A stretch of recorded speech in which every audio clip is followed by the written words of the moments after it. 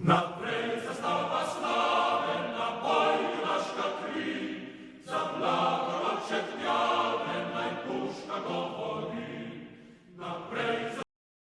Pozdravljeni, dragi gledalci. Danes bomo govorili o boju za severno mejo. Leto 1918. Evropa se trese. Prva svetovna vojna se je končala. Stari imperiji se sesuvajo. Avstro-Ogrska, ki je več kot pol tisočletja obvladovala Slovence, je razpadla. Na ruševinah monarhije se rojevajo nove države. Meje pa so odprto vprašanje.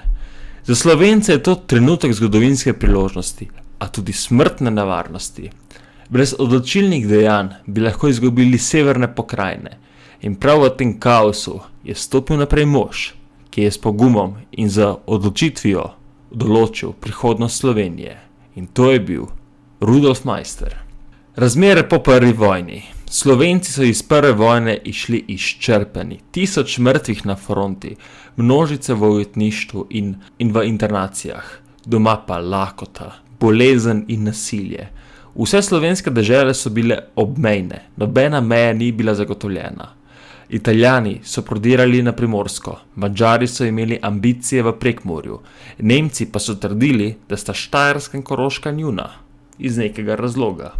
V takšnem ozračju je bila jeseni 1918 ustanovljena država Slovencev, Hrvatov in Srbov. A brez mednarodnega priznanja in brez določenih meja. Narod je sicer dobil svojo državo, a nihče ni vedel, kje se bo ta končala.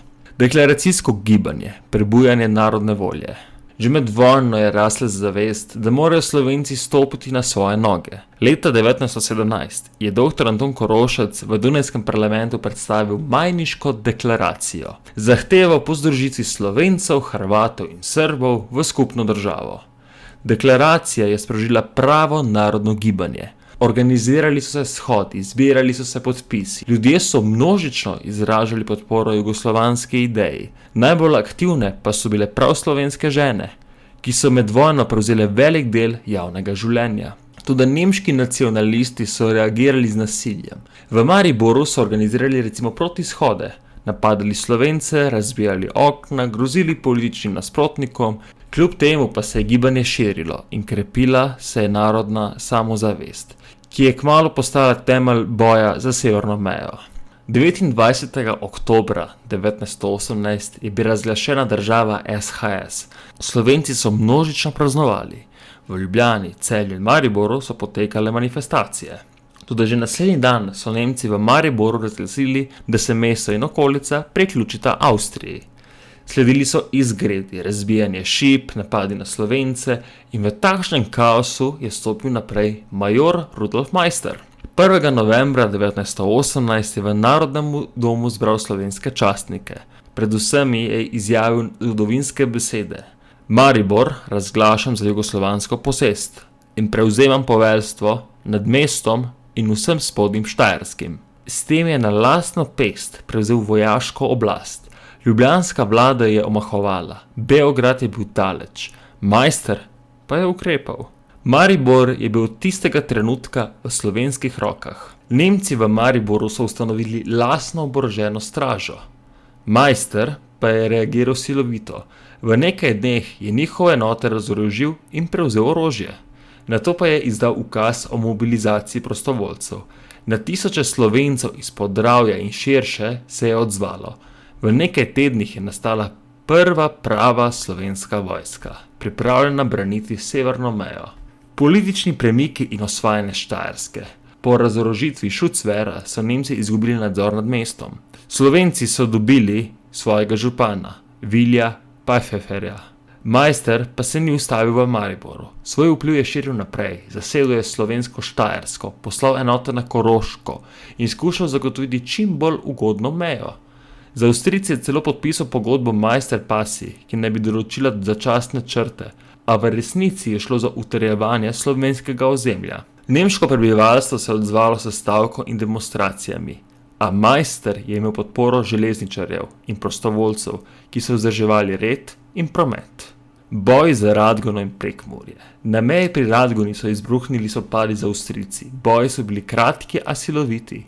Cilj je bil jasen: utrditi slovensko prisotnost, preden o mejah določijo diplomati. Na vzhodu je leta 1919 vojska kraljevine SHS zasedla Prekmurje. Po 100 letih madžarske oblasti so se Prekmurci priključili Sloveniji.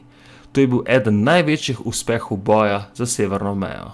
Koroška pa je bila na žalost izgubljena priložnost. Največja drama pa se je v resnici odvila na Koroškem.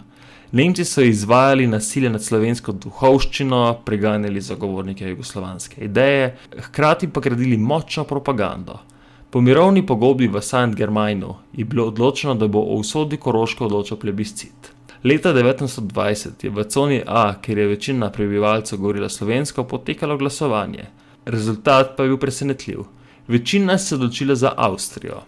Razlogi so bili različni: strah pred Balkanci, gospodarske vezi z Avstrijo, močna nemška propaganda, a tudi slovenska neenotnost. Slovenci smo izgubili južno Koroško, boleč udarec, ki ga še danes čutimo v kolektivnem spominu. Obdobje med letom 1918 in 1920 je določilo, kakšna bo Slovenija. Izgubili smo Primorsko in Koroško, a pridobili Prekmurje in zahvaljujoč Rudolfu Maistru obdržali Maribor, Podravje in velik del Štajerske. Maister je bil pesnik, vojak, sanjač in realist. Človek, ki je razumel, da se v zgodovini štejejo dejanja in ne besede. Če bi čakal na politika v Ljubljani, bi bil Maribor danes avstrijsko mesto. Toda ni čakal. Maister je ukrepal. Boj za severno mejo ni bil le boj za zemljo, bil je boj za obstoj slovenskega naroda in dokaz, da lahko en človek s pravo mero poguma in odločnosti spremeni usodo celotnega naroda. Upam, da vam je bil današnji dokumentarec všeč. Če vam je bil všeč, pritisnite like in se naročite. Hvala in lep dan.